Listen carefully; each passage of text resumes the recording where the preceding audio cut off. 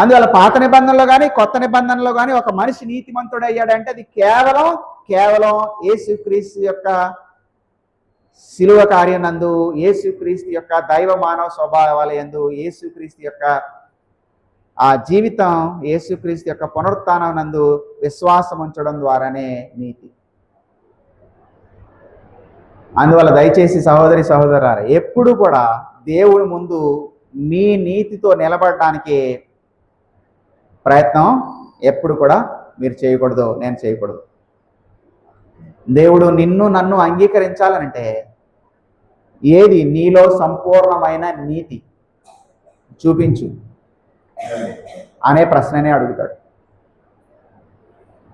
అయితే మనం యేసుక్రీస్తునందు విశ్వాసం ఉంచినప్పుడు ఏం జరుగుతుందంటే యేసుక్రీస్తు యొక్క నీతి వస్త్రం మనకి అనుగ్రహించబడుతుంది. ప్రభువైన యేసుక్రీస్తు ఒక ఉపమానం చెప్పాడు కదా,